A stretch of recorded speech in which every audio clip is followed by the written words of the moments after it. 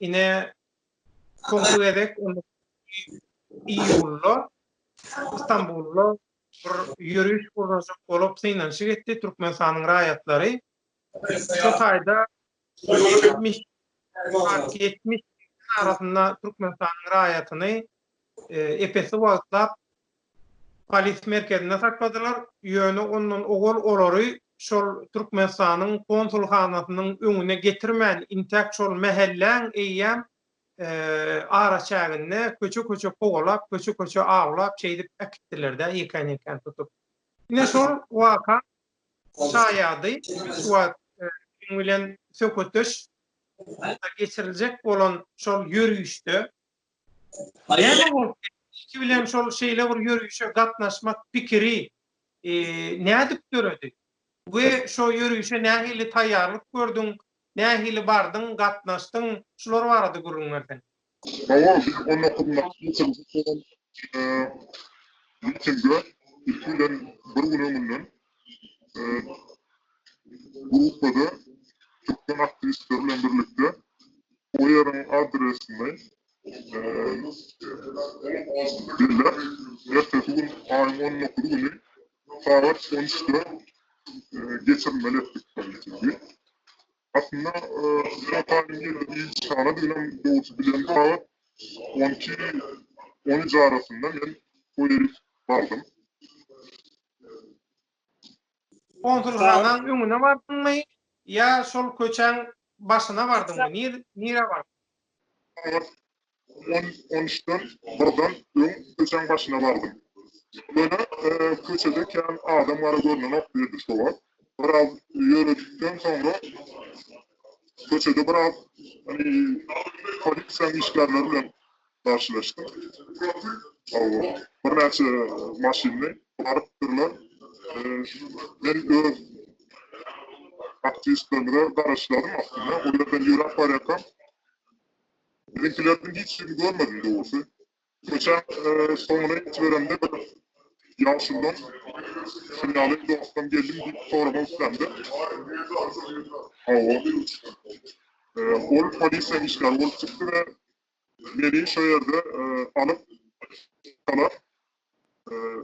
Elimde şol mitinge rakıdan plakadımı elimden alıp bunu emredeyip öňüne sürüp öz kardeşlerin yanına gidip sorga çekti. Polis giyimlidimi ya da ýöneköý eşiklidimi? Raýat teşkiliyeti yaşlıktan geçen bir adamdır o. Plakatlarımı elimden aldı diýen. Elinde nähili görünüşde plakatlar, zatlar bardy. Plakat o bir gün öňünden men o işe mitingde gatnaşmak üçin gördüm. Şu Esnafın Demokratik Platformasının adından bir plakat çıkartmıştım gördüm. O plakatdan yürüyüşe gidermeyi planlaştırıyordum.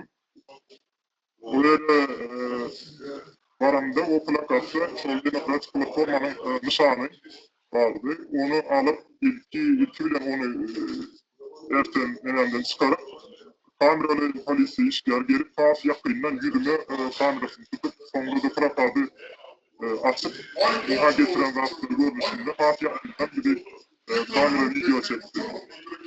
Ondan sonra istibasımızı bağladılar. Kimliğim var yanımda deyip polisten işgârden et.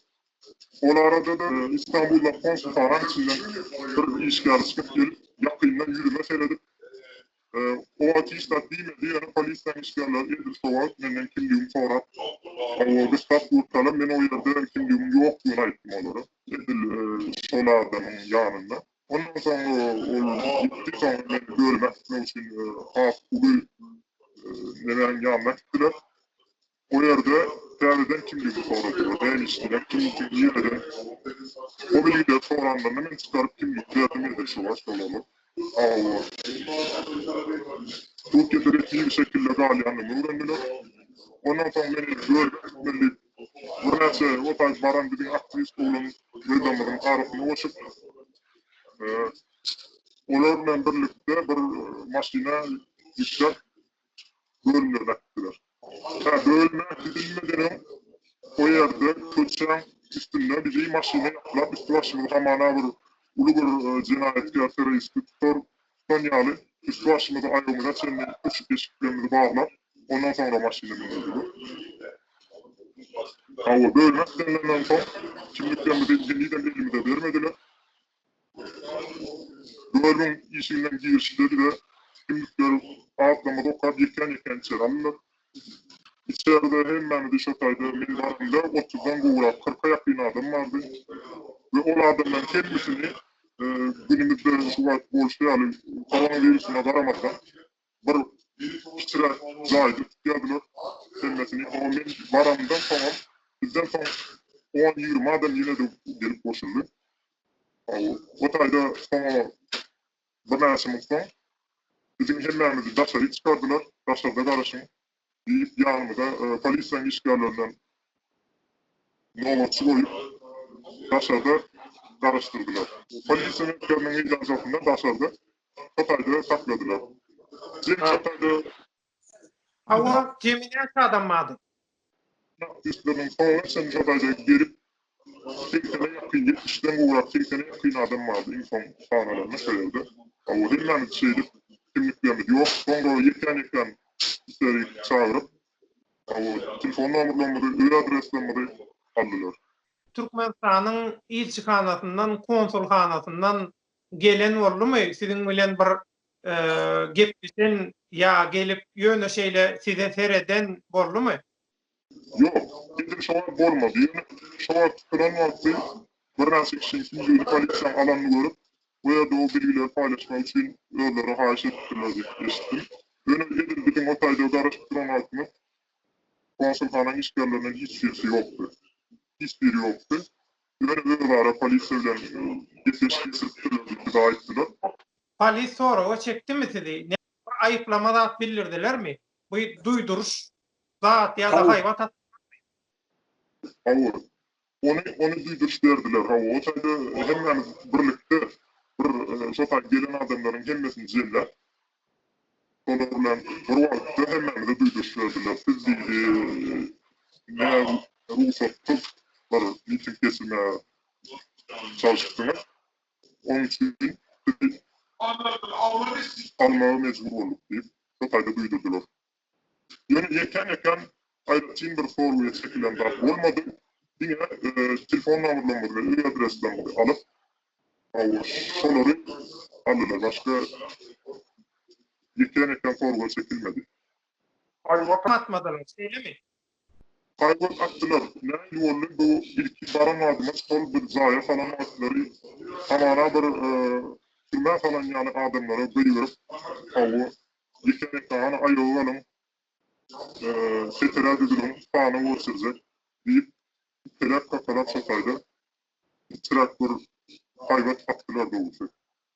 İnni gaýdyp şolar ýalyky yürüýüşe gatnaşak gel, zat diýenler boldy diýilýär. Şova kadar boldu. Biz polis emeklerini etilemizden sonra soyarda, daşlarda adamlar sotaydı. Bir näçe milisiya, polisan işgalleri başımızda gawap sotayda saklanmakları, adamlar sotayda baran aktivistlerin öğrari gurumu oldu da. Sotayda öğrler çayçılar bu bizim bir şeyleki ulonyan yani öğrlerin ulonundan yani hasapladılar. Köpsü dedi, mitinge çağırıyorlar. Ondan sonra ruhsatsız miting politikiya. Biz ne yapamız görüyorlar bu adamlar deyip öğrendiler. Hatay'da ne araviyesiliğini bildirdiler. Hatay'daki adamların kötüsü gayet değil bir miting olacak olsa katnaşmalıyım deyip ne araviyesiliğini bildirdi. Kim gurnadı deyip polisiya sorady mı? Ya da şol hakikatdan men gurnadym, inha biz gurnadyk diýen adamlaň ady ya da şolon gurumalaň ady agzally mı? Polis bilen bolan gurrundeşlikde ya da aktivistden öz arasyndaky gurrunlerde şo gurumalaň ya da aktivistleň daşary urta çykyş edýän adamlaň ady zady agzally mı? Yok, böyle bir durum bolan olmasa da ben eşitmedim daha doğrusu. Ayşur Guraman onu efendim üstlendiğini ben doğrusu bilmem o. Düşünükli. Inni polisiya sizi näde goýberdi onuň şo taýda? Umman. Polis iş vakti bu soruyansa öğlen saat 5'ten sonra hemen bir yeri cemle polisiýanyň şotaýdan merkeziniň başlygy öňüme gelip mitinge gatnaşan aktivistlerden hemmesiniň öňünde sıraky çykyş geçirdi.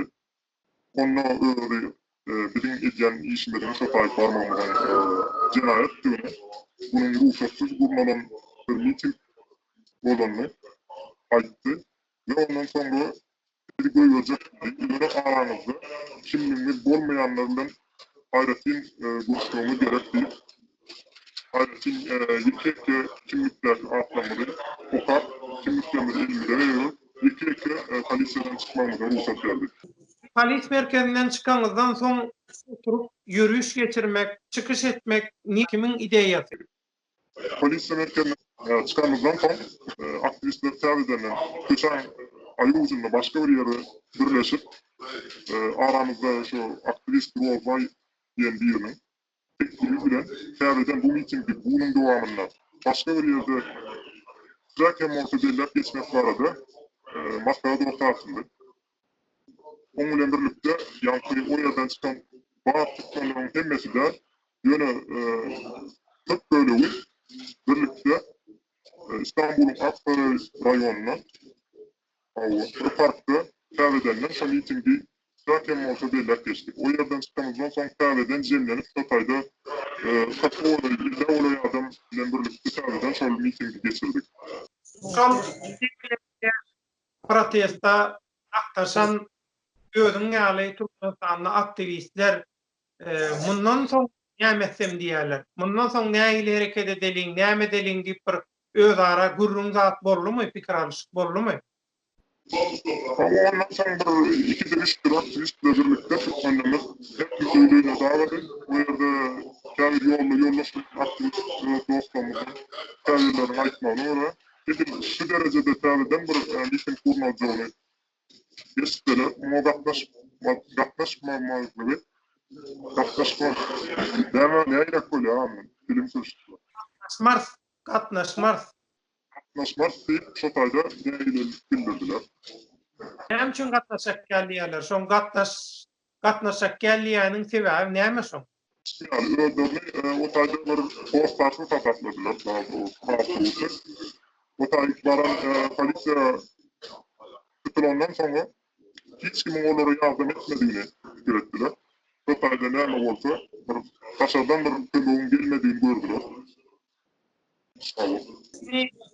Köpüteşimiz cemletek özüň bir aktivist höküminde mundan soň näme etsem diýen. Özüň. Bundan sonra elbette yani Türkmen halkımızın bir demokratlaşma yoluna giden bir adım hem olsa böyle aktivist dostlarımız bilen birlikte yine de böyle mitinglere katnaşma ihtiyacı sarstı. Ini teň öz pikiriňe görä, ini jemleýici sorag. Öz pikiriňe görä, şeýle mitingler nähili geçirilmeli? İlkinde miting geçirmek için bir yol başı tutman gerek mitingin başında, Burnoycu hükmünde. Ve bu mitingin geçirilecek yurdunda bu toplamanın alınması tutman gerek. Yani bu toplamanın alınmadığı halatında geçen gerektiği halatı polisiýa tarapyndan